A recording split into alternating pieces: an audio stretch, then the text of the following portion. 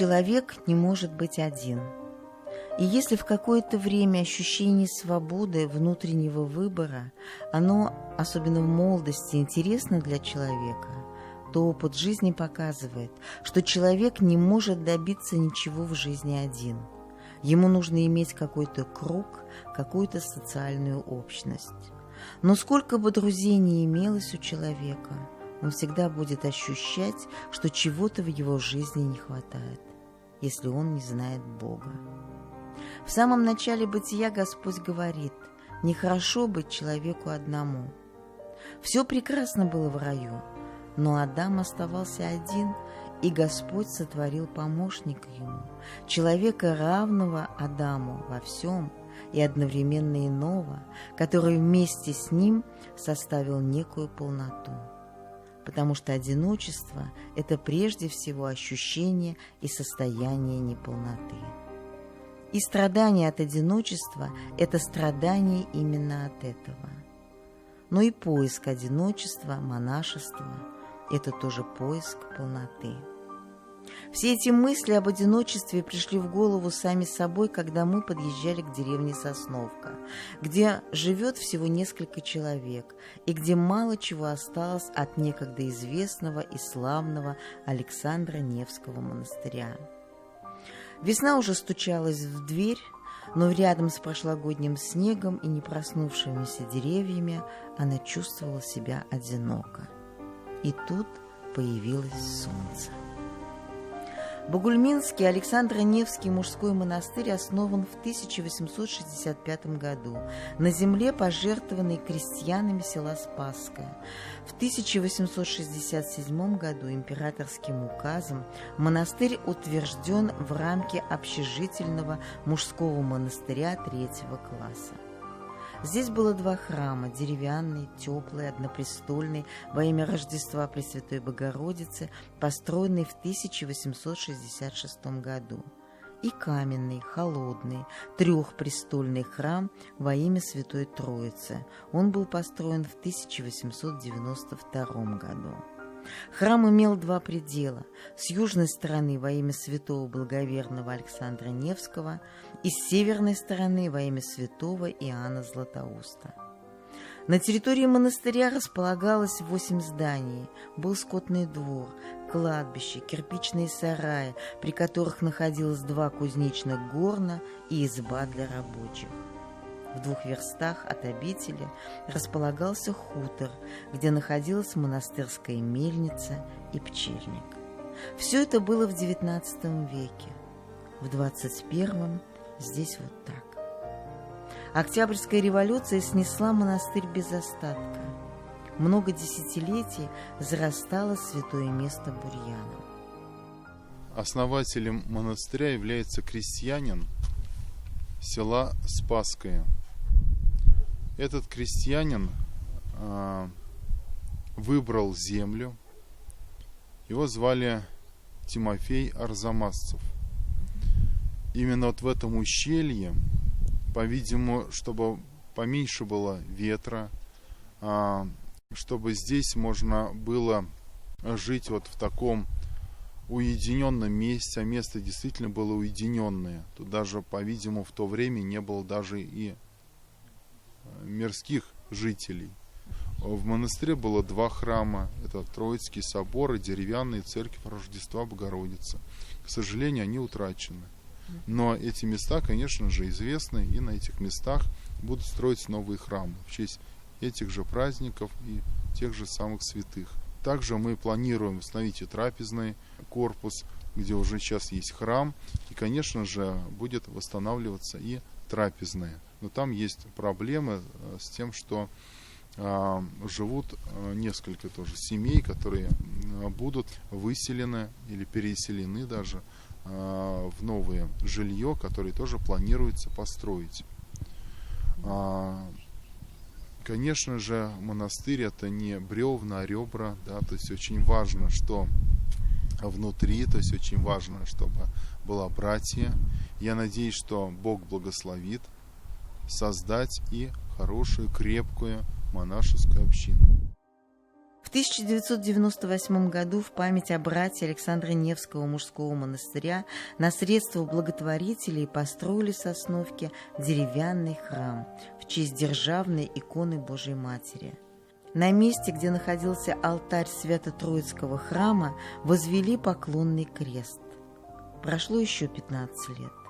И вот в 2012 году началась активная работа по возрождению обители. Сегодня здесь уже есть насельники, числом небольшим, но усердием, старанием и верой налаживают они здесь монашескую жизнь.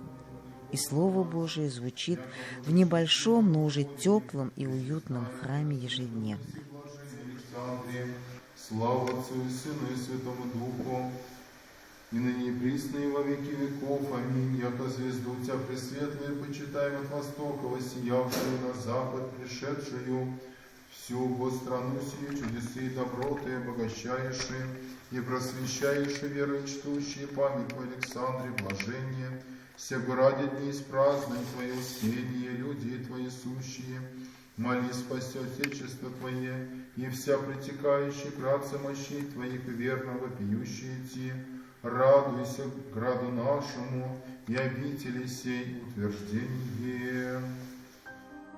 Владыка Мефодий, его стараниями идет возрождение обители, бывает в Сосновке часто, знает каждую мелочь из того, что сделано и что не сделано, ставит задачи, спрашивает строго.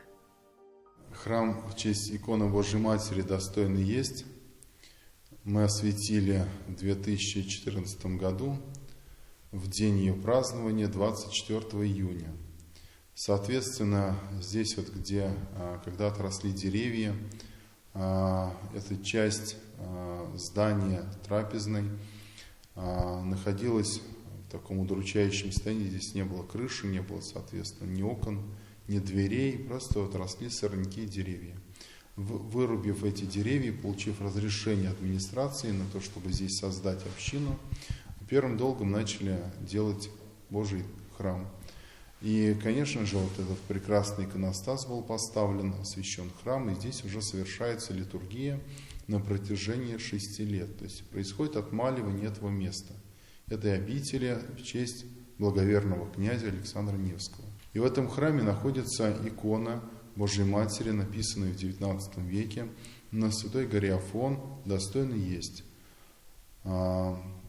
Монах Иннокентий ее приносит в конце XIX века в эту обитель, и она становится по летописи обители особо почитаемым образом. Приезжали к ней паломники, приходили верующие из соседних сел, из города Бугульмы, чтобы здесь помолиться перед этой почитаемой иконой. И сейчас эта икона, слава Богу, найдена, уцелела в советское лихолетие и вновь возвращена в эту обитель.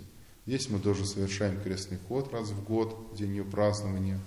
На протяжении 10 километров крестный ход вместе с верующими нашими, не только жителями города Бугульмы и сел окрестных, но приезжают со многих других городов и селений, чтобы вместе с нами помолиться, совершить крестный ход и здесь причаститься на литургии святых христовых тайн. Это уже стало традиционно в день празднования иконы Божьей Матери достойный есть. Сам иконостас сделан в мастерской поселка Алексеевская, значит, в нашем регионе. Вот. И здесь, в общем-то, вот, прекрасно он установлен был. Убранство храма вот этого домового, да, соответствует благолепию нашей церкви православной.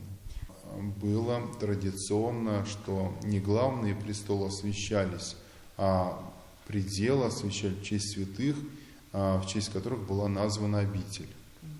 Да, как и в Александро-Невской лавре главный храм – это Троицкий собор. Также по их примеру, по-видимому, и здесь был построен Троицкий собор. Владыка, вам не трудно и там монастырь восстанавливать, и здесь монастырь восстанавливать? И у вас как вообще, что в приоритете? Ну, объектов очень много. На самом деле в наших 10 районах епархии 2 обители, которые у нас здесь, слава Богу, уцелели вот даже в таком состоянии. Но эти места, они не пустые, есть хотя бы вот эти здания 19 века постройки. И, конечно же, восстанавливаем то, что приоритетнее. То есть там, где более востребовано, там, где получается. Там в Бугульме Казанский монастырь, он тоже отмаливается уже 5 лет, с 15 года. И уже вот мы видим, есть результат. То есть мы не только вот остановились на домовой церкви, да, Константина и Елены, но уже мы сейчас подошли к стенам СИЗО. И нам уже практически вся территория, то, что раньше прилежало монастырю. Вот. А здесь у нас, соответственно, пока вот есть этот домовый храм, и мы смогли переселить 6 семей из братского двухэтажного корпуса в Бугульме, дать новые квартиры в новом доме. Соответственно, на корпусе мы покрыли крышу новую, чтобы защитить корпус от осадков. И сейчас уже стоит вопрос о возведении стен монастыря. То есть частично мы сможем сделать фундамент для стен, дай Бог, в этом году. Нам в этом году дается кадастровый номер участка исторической земли, исторической территории, обители, да, убирая участки, огороды, которые незаконно принадлежат местным жителям, да, на территории монастыря нашего. Соответственно, здесь, конечно, большая работа еще предстоит по еще и духовной жизни, ее устройству, монашеской жизни. Это еще очень долгий процесс. У нас уже есть ковчег с частицей мощей Александра Невского, привезенный из Лавры Александра Невского из Петербурга, с благословения владыки Назария. И это знак благословения Божия на возрождение этой обители. Раз сам Александр Невский пришел на это место, значит, все будет здесь так, как Богу угодно и нам полезно. До былого благолепия в Сосновке еще далеко, но ведь дорогу осилит идущий, колея уже проложена. Вера, надежда и любовь сюда вернулись вместе с насельниками. Православная вера мудрая и милостивая, но лишь на 100-ую часть религии состоит из того, что в нее вносят люди. Главное в религии то, что привносит в нее Бог. Главное не то, что люди делают для Бога, но то, что Бог делает ради людей.